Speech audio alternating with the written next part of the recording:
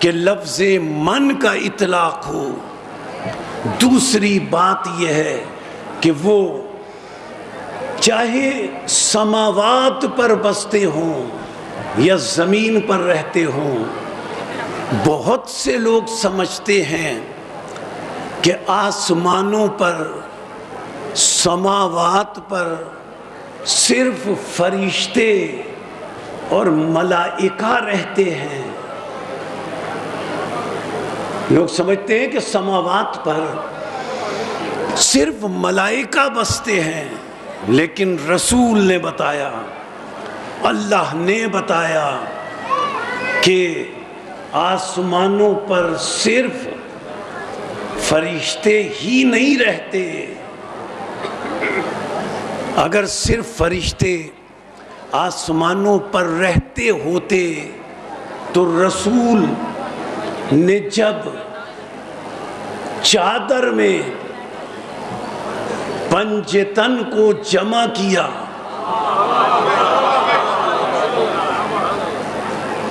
اور اللہ نے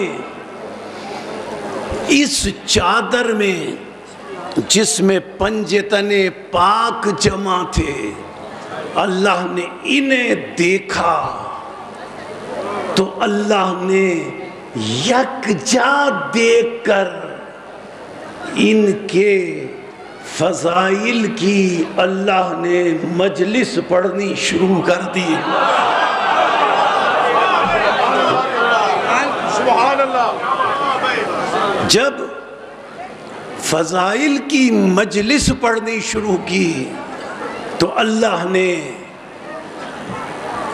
اپنے فرمان کے پہلے جز میں بتایا کہ دیکھو آسمانوں پر صرف فرشتے نہیں رہتے۔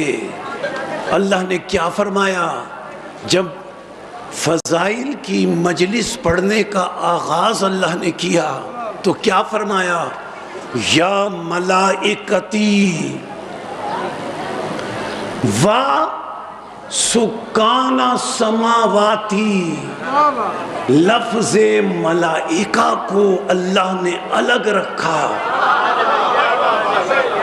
سکان سماواتی کو الگ رکھا اور الگ رکھ کر بتایا کہ دیکھو آسمانوں پر صرف ملائکہ ہوتے تو میں یا ملائکتی کہتا اور اپنی بات کو شروع کر دیتا، لیکن اللہ نے فرمایا یا ملائکتی و سکان سماواتی، اے میرے ملائکہ اور وہ لوگوں جو آسمانوں پر رہتے ہو۔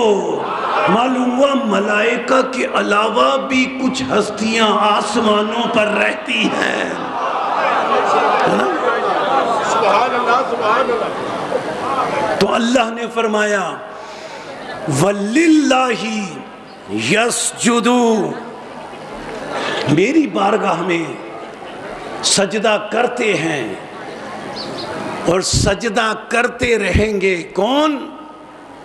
من۔ شرط یہ ہے کہ وہ من ہو، چاہے وہ من زمین پر رہتے ہوں یا وہ من آسمانوں پر رہتے ہوں، جو بھی من ہوگا وہ میری بارگاہ میں سجدہ کرے گا۔ من، کون من؟ من کے معنی وہ حیوان، من کے معنی اختصار کے ساتھ عرض کروں، من کے معنی وہ حیوان جو حیوان ہونے کے ساتھ ساتھ ناطق بھی ہو۔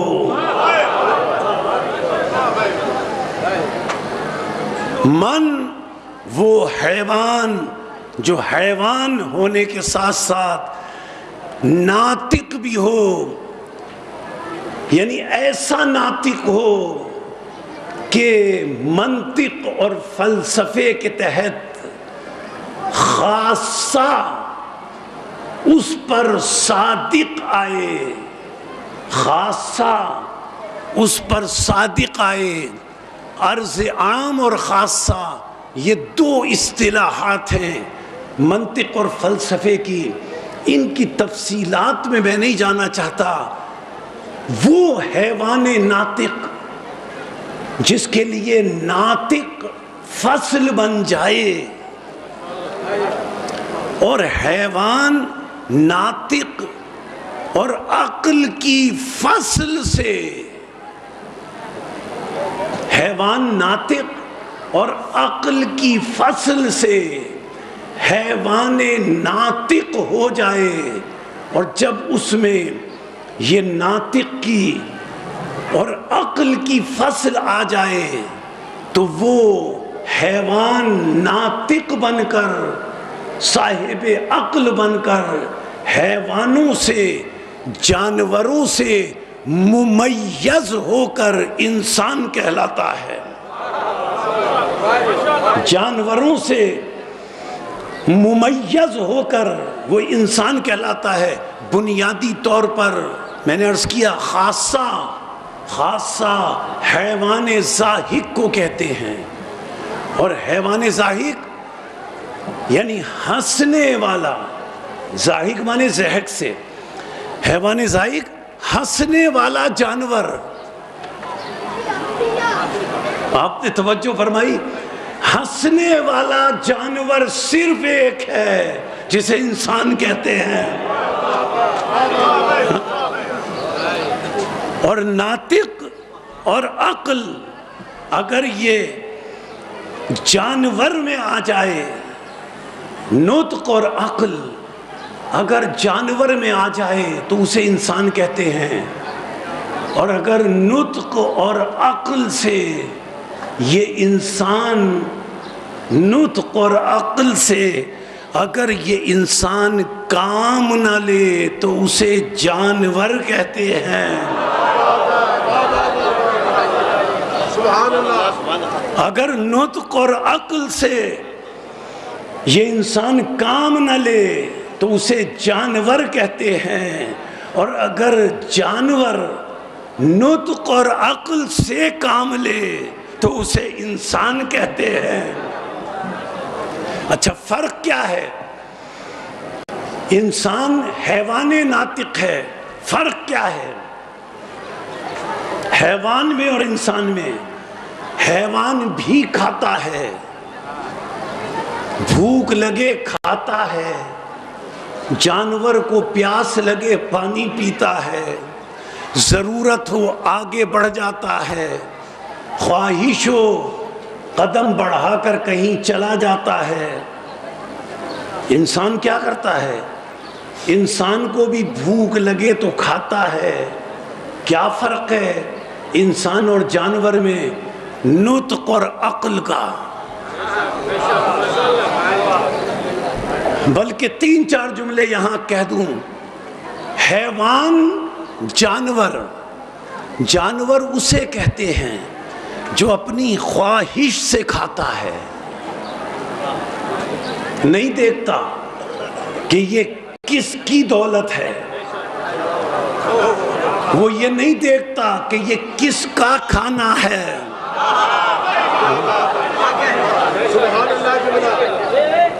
وہ جانور یہ نہیں دیکھتا کہ یہ کس کی غذا ہے، جائز ہے یا ناجائز ہے، غصب شدہ تو نہیں ہے،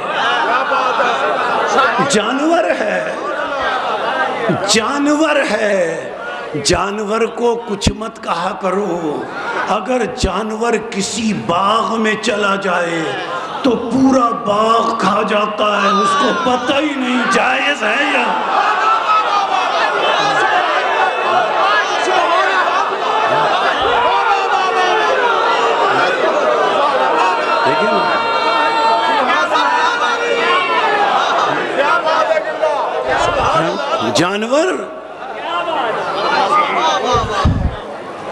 جانور اپنی خواہش کے مطابق کھاتا ہے، دیکھتا نہیں کہ غصب شدہ چیز ہے، یہ کس کا مال ہے، یہ کس کی دولت ہے، اسے غرض نہیں۔ جانور وہ جسے بھوک لگے جو سامنے آئے دیکھے بغیر کھا لے. انسان کسے کہتے ہیں؟